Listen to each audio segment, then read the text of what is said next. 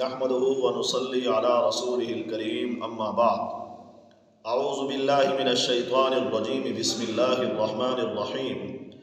محترم سامعین، استخارے کے عنوان پہ گزشتہ گفتگو آپ سماعت فرما چکے ہیں۔ ایمان بہت قیمتی چیز ہے۔ اس ایمان کو کاہنوں جادوگروں کے پاس جا کر خراب نہ کریں، غیب کا علم جاننے کی کوشش نہ کریں۔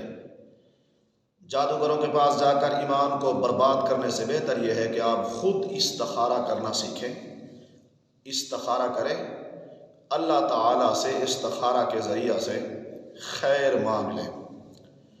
دوسری بات یہ ہے کہ استخارہ کرنا، استخارے کرنے سے غیب کا علم حاصل نہیں ہوتا۔ یہ مسئلہ بھی سن لیں، استخارہ کرنے سے غیب کا علم حاصل نہیں ہوتا، غیب کا علم صرف اللہ کے پاس ہے۔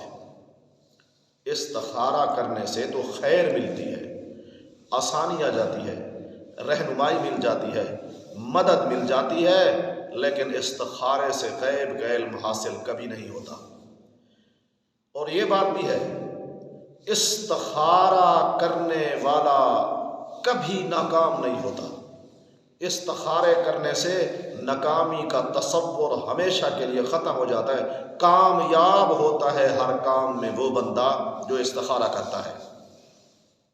حضرت ابن عمر رضی اللہ تعالی عنہ فرماتے ہیں، اگر کوئی بندہ استخارہ کرے کسی کام کے لیے لیکن اس کا وہ کام نہ ہو، اسے خیر نہ ملے، وہ اللہ سے اچھا گمان رکھے، اللہ سے بد گمان پھر بھی نہ ہو کہ میں نے استخارہ کیا تھا لیکن مجھے خیر نہیں ملی۔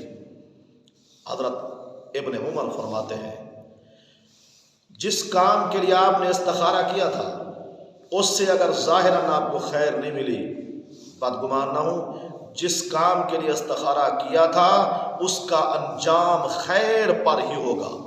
ابن عمر فرماتے ہیں، یہ ہو ہی نہیں سکتا کہ آدمی کسی کام کے لیے استخارہ کرے، اسے خیر نہ ملے، ہاں وقتی طور پر یا شروع میں اسے معاملہ حل ہوتا ہوا دکھائی نہ دے، بندہ پریشان نہ ہو، جس کام کے لیے استخارہ کیا تھا اس کا انجام ہر حالت پہ خیر پر ہی ختم ہوگا۔ اللہ تعالیٰ ہمیں ہر کام سے پہلے استخارہ کرنے کی توفیق نصیب فرمائے تاکہ اللہ تعالیٰ کی مدد، خیر ہمارے کاموں میں شامل حال ہو جائے۔ وآخر دعوانا ان الحمد للہ رب العالمین۔